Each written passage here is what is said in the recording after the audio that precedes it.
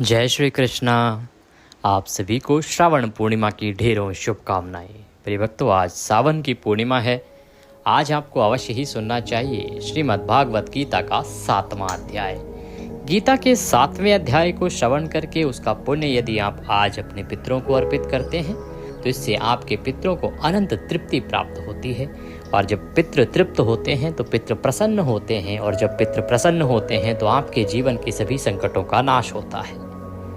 विधि बताएंगे आपको कि कैसे आपको यह जल पितरों को अर्पित करना है, कैसे ये 7वां अध्याय आपको श्रवण करना है, कैसे संकल्प करना है। पाठ आरंभ करें उससे पहले आपसे निवेदन है कि यह श्रीमद् भागवत गीता के अध्याय का वीडियो है तो कृपया वीडियो को एक बार लाइक अवश्य कर दीजिएगा। परमात्मा की कृपा प्राप्त करने के लिए, भगवान कृष्ण की कृपा प्राप्त करने के लिए तथा अपने पितरों की प्रसन्नता के लिए कमेंट बॉक्स में अवश्य लिखिएगा जय श्री कृष्ण या जय पितृदेव। आपके पितृ प्रसन्न होंगे और आपके दुखों का अंत होगा। आप देख रहे हैं देवभूमि ज्योतिष संस्थान का प्रतिष्ठित यूट्यूब चैनल देवभूमि धार्मिक। हम यहाँ पर सभी व्रत और त्योहारों की सही शास्त्रीय जानकारी प्रदान करते हैं। ज्योतिष शास्त्र और पंचांग के आधार पर आपको बताते हैं कौन सी तिथि कब है, व्रत आदि कब करना है, क्या विधि है, क्या नियम है, क्या गलती नहीं करनी है। यदि आप भी सभी व्रत और त्योहारों की सही जानकारी पाते रहना चाहते हैं तो कृपया चैनल को भी सब्सक्राइब कीजिए और बेल आइकन को प्रेस कीजिए। जब आप सब्सक्राइब का बटन दबाएंगे तो वहां एक घंटी का निशान बना हुआ दिखाई देगा, उसको अवश्य दबाइएगा, तभी आपको हमारे सारे वीडियो प्राप्त होंगे, अन्यथा आपसे जानकारी छूट जाएगी। आइए प्रिय भक्तों, अब अध्याय आरंभ करते हैं। पहले जानते हैं कि आपको किस प्रकार से यह अध्याय श्रवण करना है। एक लोटा लीजिए तांबे का, तांबे के लोटे को लेकर उसमें पहले गंगा जल भरिए, फिर शुद्ध जल भरिए। शुद्ध जल भरने के बाद थोड़े से काले तिल और तुलसी का पत्ता डालिए। सफेद रंग का पुष्प यदि आपके पास है तो वह भी डाल सकते हैं, कुशा हो तो कुशा डालिए। ये सारी सामग्री लोटे में भर के आसन लगाइए, दक्षिण दिशा की ओर मुख करके बैठ जाइए और गीता के 7वें अध्याय का श्रवण कीजिए। श्रवण करने के बाद अपने हाथ में लोटे को उठाइए, संकल्प कीजिए भगवान नारायण से कि हे प्रभु, मैंने ये जो गीता का 7वां अध्याय श्रवण किया है, इससे मुझे जो भी पुण्य प्राप्त होता है वह संपूर्ण पुण्य मैं अपने अमुक अमुक पितरों को अर्पित करता हूँ। यहाँ आप अपने पितरों का नाम ले सकते हैं, उनके रिश्ते के अनुसार बता सकते हैं, या बोल सकते हैं कि अपने सभी पितरों को अर्पित करता हूँ। इस प्रकार से आपने संकल्प करना है। संकल्प करने के बाद उस जल से आपको पितरों का तर्पण करना है। तर्पण आप घर पर एक पात्र में कर सकते हैं। आपके सीधे हाथ में अंगूठे और उंगली के बीच का जो क्षेत्र है वह तर्पण तीर्थ है, पितृ तीर्थ है। वहाँ से तर्पण करेंगे तो बड़ा कल्याणकारी होगा। तर्पण कीजिए उस जल से और उसके बाद वह जल पीपल में अर्पित कीजिए। उत्तम समय होता है कुतुब काल का, और कुतुब काल का समय होता है लगभग 11:30 से और 12:15 के बीच में। वैसे तो ये सभी प्रांतों में, सभी प्रदेशों में अलग अलग समय होता है, परंतु भारतवर्ष में 11:30 से 12:15 के बीच में लगभग सभी स्थानों पर कुतुब काल चल रहा होता है। तो इस समय में यदि आप यह जल अपने पितरों को अर्पित करते हैं तो अत्यंत ही कल्याणकारी है। जब पितरों को जल अर्पित करेंगे तो उनसे निवेदन कीजिएगा कि वो आपके संकटों का हरण करें। प्रिय भक्तों, आपके जीवन में पितृदोष या पितरों की नाराजगी के कारण बड़े बड़े संकट उत्पन्न होते हैं, जैसे आर्थिक संकट। आप बहुत प्रयास कर रहे हों फिर भी आपके जीवन से धन की कमी दूर ना हो रही हो, आपका काम चल ना रहा हो, या आपकी नौकरी मिल नहीं रही हो, मिलती है तो छूट जाती है, आपकी वंश वृद्धि रुक गई हो, या पति पत्नी के बीच में कलह बढ़ गया है, क्लेश होता रहता है, परिवार टूट रहे हैं, ये सब सूचक होते हैं पितरों की अप्रसन्नता के, पितृदोष के। तो ये कर्म यदि आप करेंगे तो बड़ा कल्याणकारी है।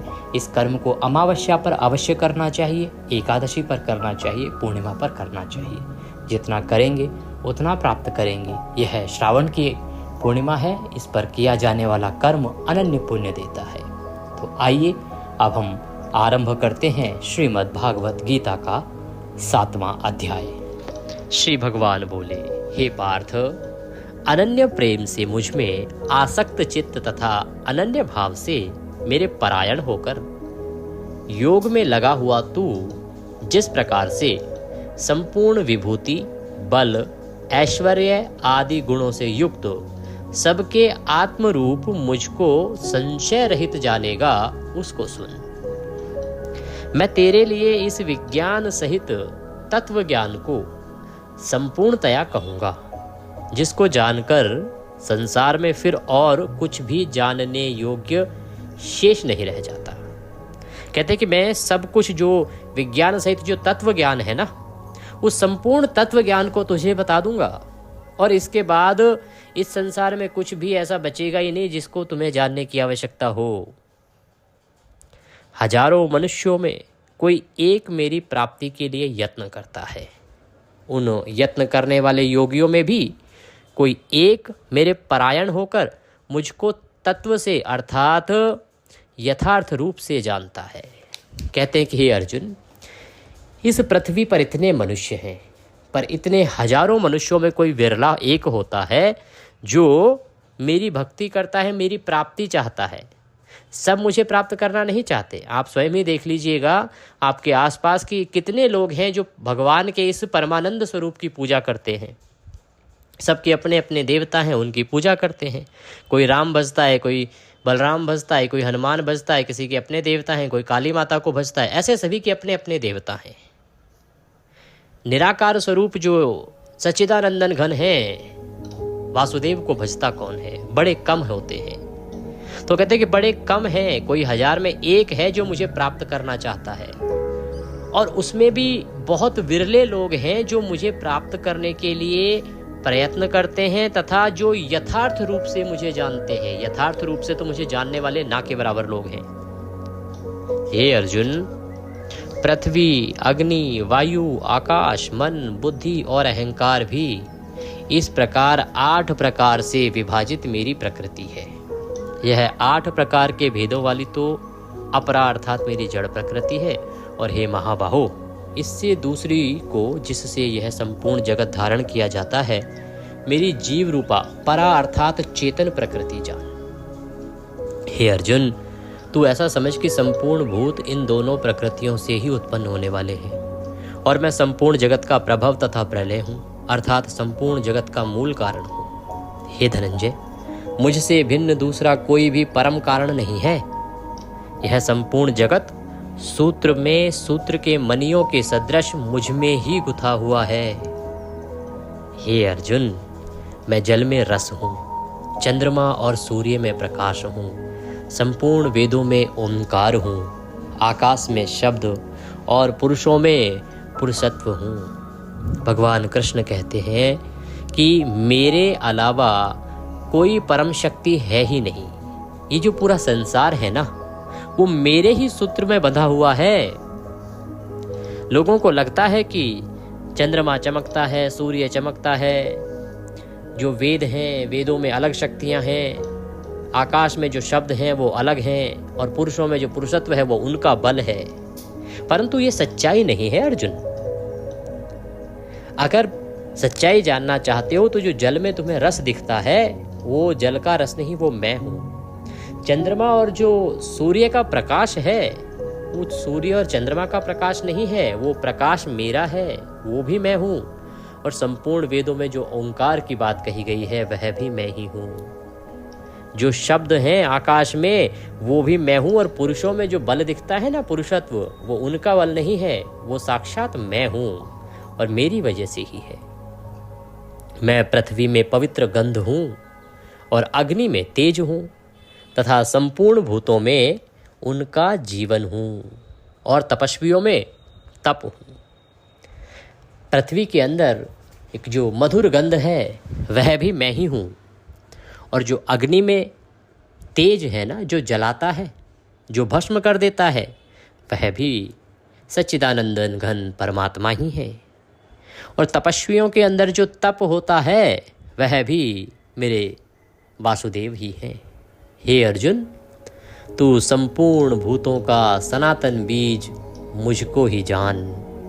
मैं बुद्धिमानों की बुद्धि और तेजस्वियों का तेज हूँ।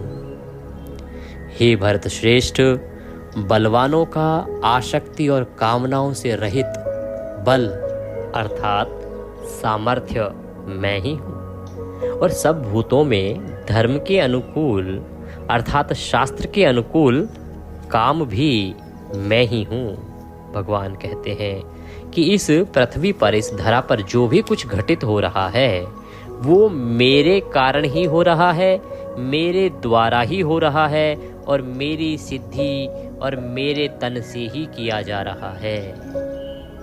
जो सनातन बीज जो है, इस सनातन का जो मुख्य बीज है वो मैं ही तो हूँ। और जिनको तुम बुद्धिमान कहते हो ना, उनकी बुद्धि कोई और नहीं है, वो मैं ही हूँ।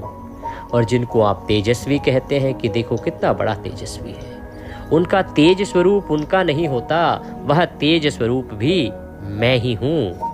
हे अर्जुन, जो सत्व गुण से उत्पन्न होने वाले भाव हैं और जो रजोगुण से और जो तमोगुण से होने वाले भाव हैं, उन सबको तू मुझसे ही होने वाले हैं ऐसा जान। परंतु वास्तव में मैं और वे मुझ में नहीं है। कहते हैं कि जो रजोगुण और तमोगुण है ना, वो दोनों भाव मुझसे ही होने वाले हैं ऐसा ही समझो, परंतु वो जो दोनों भाव है ना, वो मेरे अंदर नहीं है। ये समझने की बात है कि जो तमोगुण है और जो रजोगुण है वो है परमात्मा से, परंतु परमात्मा के अंदर वो भाव नहीं है, इसीलिए वो परमात्मा है। जिसमें तमोगुण आ गया, जिसके अंदर रजोगुण आ गया, वह परमात्मा नहीं हो सकता। तो भगवान कृष्ण यही कहते हैं कि परंतु वास्तव में उनमें मैं और वे मुझ में नहीं हैं। गुणों के कार्य रूप सात्विक, राजस और तामस, इन तीनों प्रकार के भावों से यह सारा संसार प्राणी समुदाय मोहित हो रहा है। इसलिए इन तीनों गुणों से परे मुझ अविनाशी को नहीं जानता। जो प्राणी समुदाय है, ये राजस, तामस और सात्विक जो तीन प्रकार के भाव है ना, इनसे घिरा हुआ है। किसी में तामसी प्रवृत्ति आ गई, किसी में राजसी प्रवृत्ति आ गई, किसी में लालच आ गया, किसी में मोह आ गया। और मोह भावना और इन सभी के कारण वो मुझे जान ही नहीं पाते। वो सब मोहित हैं और इन्हीं कर्म चक्र में ही फंसे हुए हैं। क्योंकि यह अलौकिक अर्थात अति अद्भुत त्रिगुणमयी मेरी माया बड़ी दुस्तर है। परंतु जो पुरुष केवल मुझको ही निरंतर भजते हैं, वे इस माया को उल्लंघन कर जाते हैं, अर्थात संसार से तर जाते हैं। अर्जुन, जो मेरी माया है ना, ये माया बड़ी दुस्तर है। इससे पार पाना किसी के लिए आसान नहीं है। फिर भी जो बड़े ही धीर वीर गंभीर पुरुष हैं, जो केवल मुझे ही निरंतर भजते हैं, वे इस माया को भी परास्त कर देते हैं। वे इस माया को भी अपने ऊपर हावी नहीं होने देते और इसीलिए वो संसार से पार हो जाते हैं। माया के द्वारा जिनका ज्ञान हरा जा चुका है, ऐसे आसुर स्वभाव को धारण किए हुए मनुष्यों में नीच दूषित कर्म करने वाले मूढ़ लोग मुझको नहीं भजते। भगवान कहते हैं कि जो मेरी माया के द्वारा जिनकी बुद्धि हरी जा चुकी है ना, उनकी बुद्धि आसुर जैसी हो गई है। उनका जो स्वभाव है वो राक्षसों जैसा है। वो हैं दिखने में मनुष्य, परंतु वो बड़े ही नीच और दूषित कर्म करने वाले हैं और इसीलिए मुझे नहीं भजते। हे भरतवंशियों में श्रेष्ठ अर्जुन, उत्तम कर्म करने वाले अर्थार्थी, आर्त, जिज्ञासु और ज्ञानी, ऐसे 4 प्रकार के भक्तजन मुझको भजते हैं। उनमें नित्य मुझ में एक ही भाव से स्थित अनन्य प्रेम भक्ति वाला ज्ञानी भक्त अति उत्तम है, क्योंकि मुझको तत्व से जानने वाले ज्ञानी को मैं अत्यंत प्रिय हूँ और वह ज्ञानी मुझे अत्यंत प्रिय है। जो एक भाव से स्थित प्रेम भक्ति वाला जो भक्त है, वो भगवान को अति प्रिय है और उसे भगवान अति प्रिय है। ये सभी उदार हैं, परंतु ज्ञानी तो साक्षात मेरा ही स्वरूप है, ऐसा मेरा मत है। क्योंकि वह मदगत मन बुद्धि वाला ज्ञानी भक्त अति उत्तम गति स्वरूप मुझ में ही अच्छी प्रकार से स्थित है। बहुत जन्मों के अंत के जन्म में तत्व ज्ञान को प्राप्त पुरुष सब कुछ वासुदेव ही है, इस प्रकार मुझको भजता है, वह महात्मा अत्यंत दुर्लभ है। भगवान कहते हैं कि ऐसा व्यक्ति जो ये समझे कि सब कुछ वासुदेव ही है, सब कुछ मैं ही हूँ, ऐसा कब होता है? वो कहते हैं कि जब मनुष्य का अंतिम जन्म होता है ना, क्योंकि ये जो मनुष्य है इसके अनेकों जन्म हैं जो कर्मों के अनुसार बंधे हुए हैं। फिर अंत के जन्म में इसको मैं इतनी बुद्धि दे देता हूँ कि इसको ये समझ आता है कि तत्व ज्ञान क्या है, सच्चाई क्या है। और जब वो तत्व ज्ञान को प्राप्त कर लेता है पुरुष, तो उसे ये समझ आ जाता है कि सब कुछ वासुदेव ही है। इस प्रकार वह मुझको भजता है और वह महात्मा इस पृथ्वी पर मिलना अत्यंत ही दुर्लभ है। उन भोगों की कामना द्वारा जिनका ज्ञान हारा जा चुका है, वे लोग अपने स्वभाव से प्रेरित होकर उस नियम को धारण करके अन्य देवताओं को भजते हैं और पूजते हैं।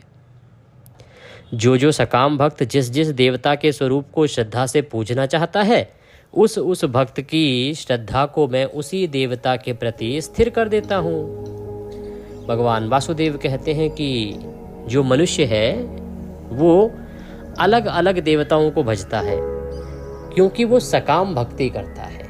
आपने देखा होगा हर कोई आदमी बचपन से ही शुरू हो जाता है। जब स्कूल में है तो भगवान मुझे पास करा देना, हनुमान जी में आपके इतने प्रसाद चढ़ाऊंगा, माता रानी के प्रसाद चढ़ाऊंगा। बड़े हो गए तो मेरी नौकरी लगवा देना, मैं आपके इतने व्रत रखूंगा या रखूंगी, मैं इतने का प्रसाद चढ़ाऊंगा या चढ़ाऊंगी, मैं यहाँ आपके दर पे दर्शन के लिए आऊँगा या आऊँगी, अमुक माता अमुक देवता अमुक देव।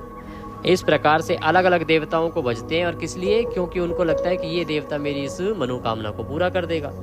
तो भगवान कृष्ण कहता है कि ये मूर्ख लोग जानते ही नहीं है कि ये भज तो उसे रहे हैं और इनको लगता है कि इनकी मनोकामना वही पूरी कर रहे हैं, पर वास्तव में वो सब मेरी कृपा से ही हो रहा होता है। वो मैंने ही पूर्व निर्धारित किया होता है और मैं ही उन मनोकामनाओं को पूरा कर रहा होता हूँ, केवल इसलिए कि चलो इनकी श्रद्धा इनमें है तो ये श्रद्धा स्थिर बनी रहे, आप उस पर विश्वास करते रहें, इसीलिए मैं उन मनोकामनाओं को पूरा कर देता हूँ। पर वास्तव में वो सब कुछ मेरे द्वारा ही किया जा रहा होता है। वह पुरुष उस श्रद्धा से युक्त होकर उस देवता का पूजन करता है और उस देवता से मेरे द्वारा ही विधान किए हुए उन इच्छित भोगों को निसंदेह प्राप्त कर लेता है। परंतु उन अल्प बुद्धि वालों का वह फल नाशवान है तथा वे देवताओं को पूजने वाले देवताओं को प्राप्त होते हैं। और मेरे भक्त चाहे जैसे ही भजें, अंत में वे मुझे ही प्राप्त होते हैं। भगवान कृष्ण कहते हैं कि हे अर्जुन, उनकी बुद्धि बड़ी थोड़ी है, वो अल्प बुद्धि वाले हैं। उनको पता ही नहीं कि जो वो कर रहे हैं उससे जो फल प्राप्त होगा ना, वो बड़ा ही नाशवान है, अर्थात वह फल समाप्त हो जाएगा। वो थोड़े समय के लिए ही है। और जो उन देवताओं को भजते हैं वो उन देवताओं के ही धाम को जाते हैं। तो भगवान कृष्ण कहते हैं गीता में कि आप यदि किसी देवता के धाम को जाओगे तो उस देवता के धाम में तब तक रह पाओगे जब तक आपके पुण्य कर्म बचे होंगे। फिर पुनः आपको जन्म लेना पड़ेगा, पृथ्वी पर आना पड़ेगा, कर्म के अनुसार आपको योनि प्राप्त होगी। तो आप जन्म मरण के बंधन से समाप्त नहीं होंगे। उन देवता के धाम में जाके आपको मुक्ति प्राप्त नहीं होगी। तो भगवान कहते हैं कि जब आप उन देवताओं को भजते हैं तो आप उन देवताओं के ही धाम को प्राप्त करते हैं। मेरे भक्त चाहे जैसे मर्जी भजें, पर अंत में मुझे ही प्राप्त होते हैं। और ध्यान दीजिएगा, मुक्ति जो है वो भगवान के परम धाम से प्राप्त होती है, देवताओं के धाम से केवल कुछ पल की संतुष्टि प्राप्त होती है। बुद्धिहीन पुरुष मेरे अनुत्तम अविनाशी परम भाव को न जानते हुए मन इंद्रियों से परे मुझे सच्चिदानंदन घर परमात्मा को मनुष्य की भांति जन्म कर व्यक्ति भाव को प्राप्त हुआ मानते हैं। अपनी योग माया से छिपा हुआ मैं सबके प्रत्यक्ष नहीं होता, इसीलिए यह अज्ञानी जन समुदाय मुझे जन्म रहित अविनाशी परमेश्वर को नहीं जानता, अर्थात मुझको जन्मने और मरने वाला समझता है। भगवान कहते हैं कि मैं योग माया से छुपा रहता हूँ, मैं सबके सामने नहीं होता। इसीलिए साधारण जो मनुष्य है उसको ये लगता है कि मैं जन्म लेता हूँ और फिर मृत्यु को प्राप्त होता हूँ, तो मुझे भी जन्मने और मरने वाला ही समझते हैं। हे अर्जुन, पूर्व में व्यतीत हुए और वर्तमान में स्थित तथा आगे होने वाले सब भूतों को मैं जानता हूँ, परंतु मुझको कोई भी श्रद्धा भक्ति रहित पुरुष नहीं जानता। अर्थात जिसके अंदर श्रद्धा नहीं है, भक्ति नहीं है, ऐसा पुरुष मुझे नहीं जान सकता। हे भरतवंशी अर्जुन, संसार में इच्छा और द्वेष से उत्पन्न सुख दुख आदि द्वंद्व रूप मोह से संपूर्ण प्राणी अत्यंत अज्ञानता को प्राप्त हो रहे हैं, परंतु निष्काम भाव से श्रेष्ठ कर्मों का आचरण करने वाले जिन पुरुषों का पाप नष्ट हो गया है, वे राग द्वेष जनित द्वंद्व रूप मोह से मुक्त दृढ़ निश्चयी भक्त मुझको सब प्रकार से भजते हैं। जो मेरे शरण होकर जरा और मरण से छूटने के लिए यत्न करते हैं, वे पुरुष उस ब्रह्म को संपूर्ण आध्यात्म को संपूर्णतया कर्म को जानते हैं। जो पुरुष अधिभूत और अधिदैव के सहित तथा अधियज्ञ के सहित मुझे अंत काल में भी भजते हैं, वे युक्ति चित्त वाले पुरुष मुझे जानते हैं, अर्थात प्राप्त हो जाते हैं। भगवान कहते हैं कि जो मुझे अंत समय पर भी यदि भज लेता है तो मैं उसका भी कल्याण कर देता हूँ। तो सभी को गीता का उपदेश याद रखना चाहिए और भगवान सच्चिदानंदन घन को सदा स्मरण करते रहना चाहिए, क्योंकि परम धाम की प्राप्ति केवल वो ही करा सकते हैं।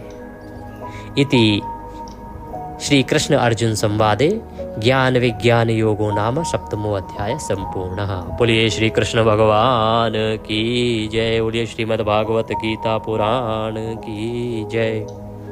इसके बाद जो विधि आपको बताई है उसके अनुसार संकल्प कीजिए। संकल्प करके और इस जल से पितरों का तर्पण कीजिए। यह जल आप पीपल पर अर्पित करेंगे और ये एकादशी सोमवार को है, तो सोमवार को पीपल पर जल दिया जा सकता है। उत्तम समय रहता है कुतुब काल का, समय रहेगा 11:30 से और 12:15 के बीच।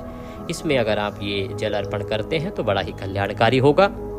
जब अर्पण करें तो अपने पितरों से अपनी कठिनाइयों को दूर करने के लिए निवेदन कीजिए, जिससे कि वो आपकी परेशानी अगर जीवन में है तो उनको हल करें। आपको निश्चित ही लाभ होगा, ऐसा शास्त्र कहते हैं। भगवान कृष्ण सब पर कृपा करें। चैनल पर नए हैं तो सब्सक्राइब करते जाइएगा। वीडियो को लाइक अवश्य कीजिएगा। कमेंट बॉक्स में लिखिएगा जय श्री कृष्ण।